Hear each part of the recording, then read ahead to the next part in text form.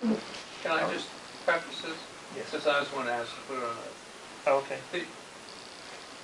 Ever since I got sheep, the talk is, oh, you got to worry about coyotes. And I know there are several local farmers over Mill Point where they run across 219 and the sheep have to be penned up at night. And I myself thought I had lost some pets to some coyotes last week, but fortunately that wasn't the case. But I started to inquire into the issue of coyotes and how serious they are and what is being done about it, number one, and who does it apply to. One of the things that did disappoint me is that when I talked to somebody, they said that they only did coyote management to protect livestock and that they wouldn't do it to protect cats and dogs and other things that weren't considered livestock. So I thought that was a little disappointing, since some people would be as equally concerned about their cats and dogs as they would about their sheep and steers. And so I'd like to hear from you all, and thank you for coming, as to exactly what is the extent of the problem, and also can the county commission do anything working with you to alleviate this predator, which is really becoming quite a problem. So please tell us. Okay. We'll let him go first. He deals with that more really than I do. Okay. Thank you for inviting me, Commissioners. My name's John Hubin. I work for the United States Department of Agriculture, Wildlife Services. I am a wildlife biologist, district supervisor with our program, and we do administer for the state a program which addresses coyote damage along with all sorts of other wildlife damage. For example, you've probably heard about the rabies control program where we drop vaccines for the raccoons. That's one of the things that we're involved in, along with a lot of other damage, wildlife damage issues. As far as the coyote program, we could be here longer than any of us want to be if I gave you anything but just a nutshell on it.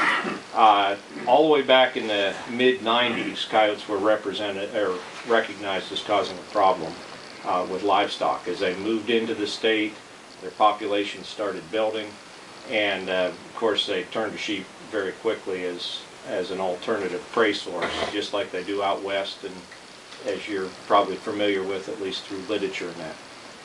In 1996, the problem was so bad that the state of West Virginia asked USDA if we could help.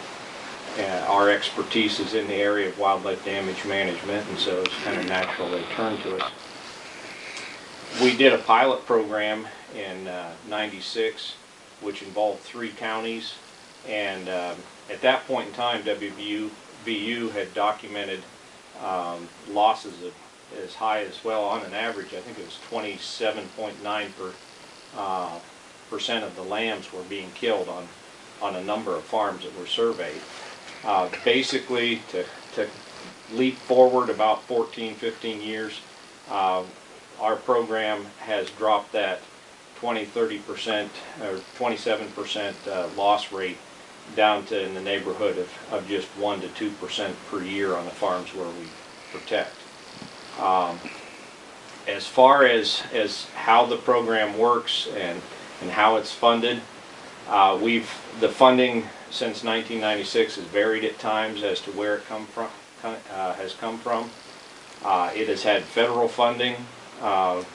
That federal funding was lost 2 years ago in the big budget crunch that we're all pretty familiar with and maybe going to experience a little more of.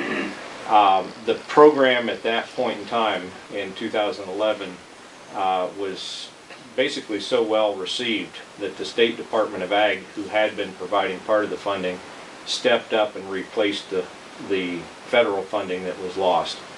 And so we are basically, other than participation fees from producers, we're fully funded by the State Department of Agriculture. And it's because of that funding and where it comes from, we are directed by the cooperator as to how we spend that money. So to answer your one question regarding pets, the funding for the program has been provided specifically to protect livestock.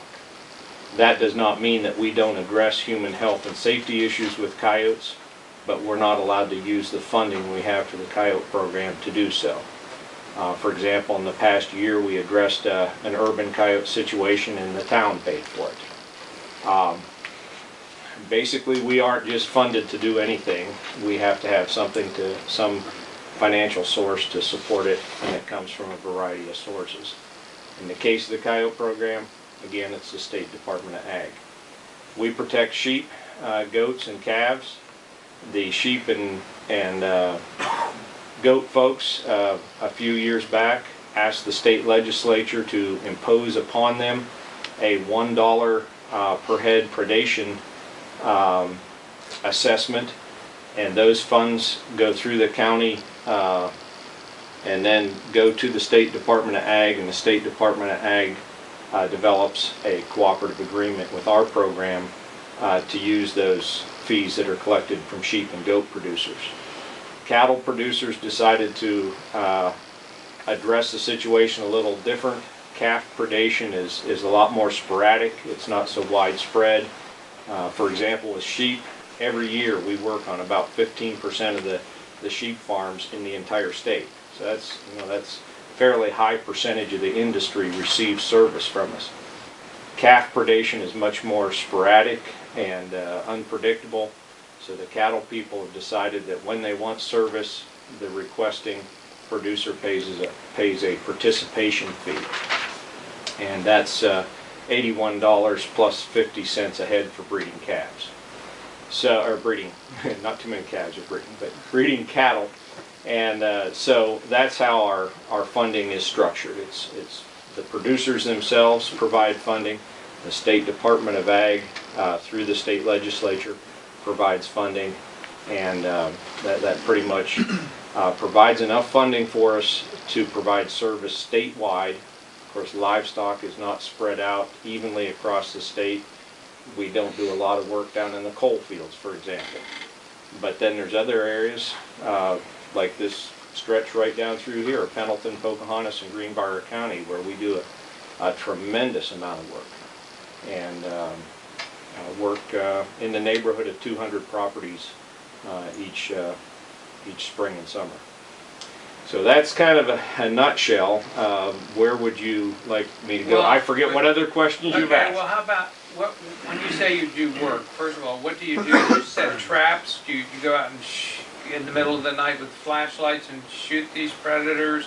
Or what is it that you do to bring these animals under control? Okay, you've hit on a couple real good things there I think I need to clarify. First off,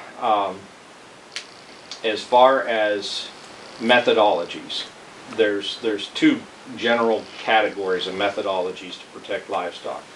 There's those that basically involve not removing the coyote, which we call non-lethal, and those that involve removing the coyote or coyotes, which we would call lethal.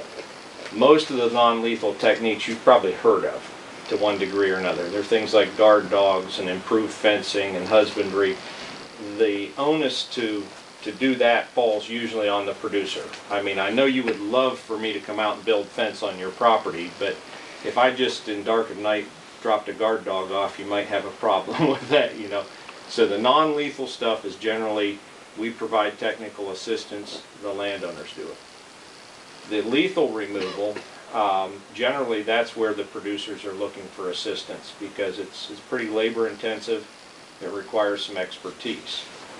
What we do is really nothing like, absolutely nothing like hunting and trapping coyotes for sport or fur.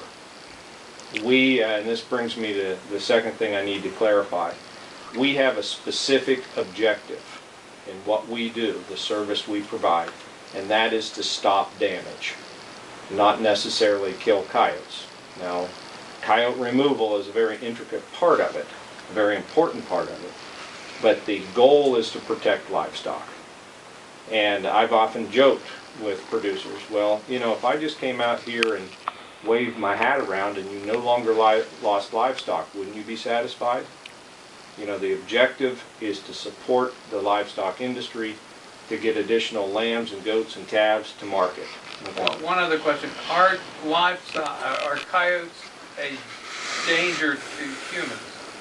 Has anybody ever been attacked by coyotes? Okay, I'll answer that in a second. As far as the removal of those coyotes and the techniques and what we're trying to do, if you look at all the coyotes out here, most of them are not livestock killers. The ones that kill livestock are, generally speaking, the adult pair in the spring and summer when they're trying to provide food for their young. And so the techniques we use, like I said, are quite different than sporting techniques. We are specifically targeting damaging coyotes. And I don't have time to get into how we do that, but the tools we use, the way we use them is entirely different. Our objective, again, get the coyotes that are causing the damage so we stop the damage. We still take a lot of coyotes. And in fact, we probably harvest, I would hazard a guess, a fourth of the coyotes to maybe even a third of the coyotes that are harvested in the state we're removing through our program. That's just a wild guess, but we remove a significant portion of it. So the objective and who we're serving, that's what I want to emphasize, what we're trying to do. To kind of go to your question there regarding humans, the pat answer is to say, not really. Now when you're dealing with wildlife, you're dealing with coyotes, you don't want to go out on a limb and make an absolute statement that coyotes pose no threat to humans. But we know enough about the interaction between coyotes and humans that it's a pretty predictable scenario. And generally when we've seen a human-coyote problem, where somebody's gotten bit by a coyote, it's very predictable. It's a result of humans feeding those coyotes and habituating the coyotes to the point that instead of being afraid of humans, they associate humans with food. That typically does not happen in a rural setting. My experience with it, and I've had a fair amount, is it happens in urban settings. And I've worked in the Seattle area where I've had a number of those incidents we've had to deal with.